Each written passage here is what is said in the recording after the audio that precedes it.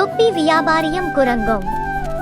ஒரு ஊரில் ஒரு தொப்பி வியாபாரி இருந்தான். அவன் பல வண்ண தொப்பிகளை ஒரு பெரிய கூடையில் வைத்து அதை தலையில் சுமந்து கொண்டு ஊருக்குள் போய் விற்பான். ஒரு நாள் அவன் ஒரு நீண்ட பாதையில் நடந்து போயிட்டு இருந்தான். அந்த நாள் வெயில் மிகவும் அதிகமாக இருந்தது. அவன் மிகவும் களைப்படைந்தான். அதனால் ஓய்வெடுக்க ஒரு பெரிய மரத்தின் கீழே போனான். அந்த மரம் நல்ல நிழலை கொடுத்தது. காற்றும் மெதுவாக வீசியது. அவன் தலையில் இருந்த கூடையை கீழே வைத்தான். பிறகு மரத்தடியில் படுத்துக் கொண்டு தூங்கிவிட்டான்.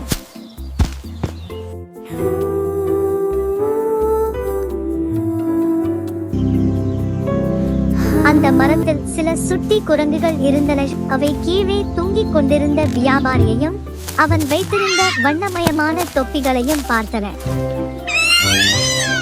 குரங்குகள் மெதுவாக கீழே இறங்கின. அவை தொப்பிகளை எடுத்துக்கொண்டு தங்களது தலையில் போட்டுக் கொண்டன.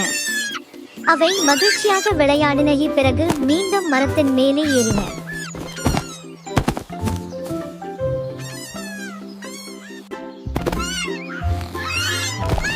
கொஞ்ச நேரம் கழித்து வியாபாரி விழித்தான்.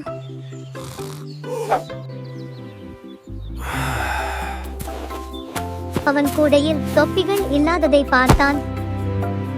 அவன் ஆச்சரியப்பட்டான். அவன் சுற்றி பார்த்தான். மேலே பார்த்தான். மரத்தில் இருந்த குரங்குகள் அவன் தொப்பிகளை அணிந்து கொண்டிருந்தன. அவன் முதலில் கவலைப்பட்டான்.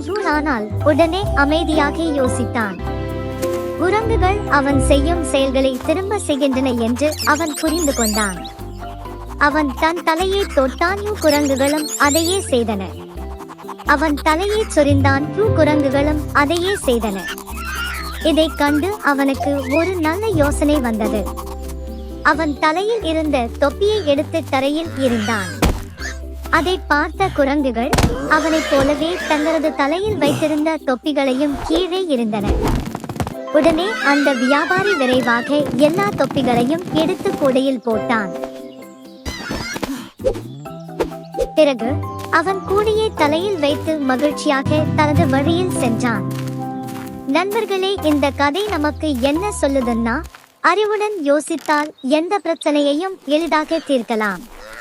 சரி, அடுத்த கதையோடு உங்களை விரைவில் சந்திக்கிறேன். டாட்டா. விரும்பவும், குழு சேர், பகிரவும்.